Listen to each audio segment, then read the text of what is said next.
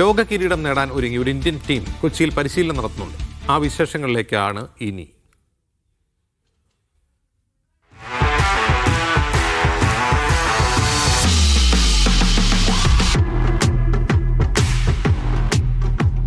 ലോക റാങ്കിങ്ങിൽ 11ാം സ്ഥാനത്തുള്ള ഒരു ഇന്ത്യൻ ഫുട്ബോൾ ടീം. രോമാഞ്ചം വരുന്നുണ്ടല്ലേ?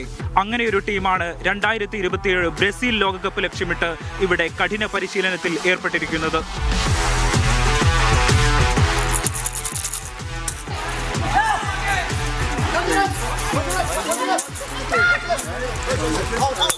അര കിലോയിലേറെ ഭാരമുള്ള പന്ത്, ഇരു ടീമുകളിലുമായി 10 പേർ. പിന്നീട് മൈതാനത്ത് വീറുറ്റ പോരാട്ടം. കാഴ്ച പരിമിതി നേരിടുന്നതിനാൽ ശബ്ദം കേട്ടാണ് മൈതാനത്ത് പന്തിന്റെ ചലനം തിരിച്ചറിയുന്നത്. ഗോൾ പോസ്റ്റിന് പിന്നിൽ നിന്ന് ലഭിക്കുന്ന നിർദ്ദേശപ്രകാരമാണ് എതിരാളികളുടെ പോസ്റ്റിലേക്ക് പന്ത് അടിച്ചു കയറ്റുന്നത്.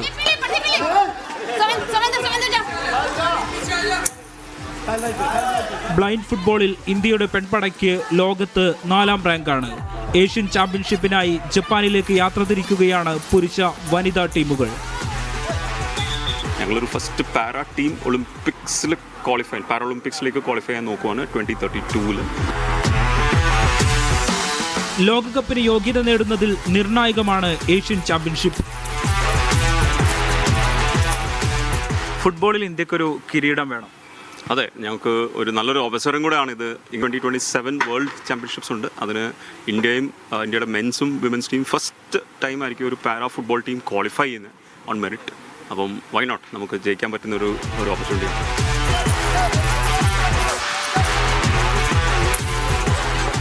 ലോക റാങ്കിങ്ങിൽ വിവിധ ദേശീയ ടീമുകളെക്കാൾ മുന്നിൽ നിൽക്കുമ്പോഴും പ്രതിസന്ധികളേറെ. സ്പോൺസർഷിപ്സ് കിട്ടണം. ഒരു പ്ലാനുണ്ട് ഞങ്ങൾക്ക്. അടുത്ത ഈ 6 വർഷം എന്തൊക്കെ ചെയ്യണമെന്ന്.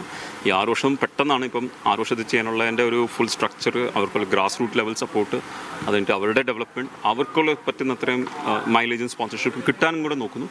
ഓഫ് കോഴ്സ് ഇത് ചെയ്യാനായിട്ട് ഗവൺമെൻറ് സപ്പോർട്ട് ഇല്ലാതെ പറ്റില്ല.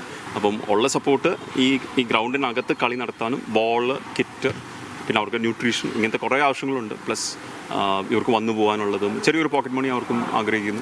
CSR ഫണ്ട് ഉൾപ്പെടെ നൽകാൻ വൻകിട കമ്പനികൾ മടിക്കുന്നു. ചില സ്ഥാപനങ്ങളുടെയും വ്യക്തികളുടെയും ചെറു സംഭാവനകളാണ് ഈ കാഴ്ച പരിമിത ഫുട്ബോൾ ടീമിനെ തുണയ്ക്കുന്നത്.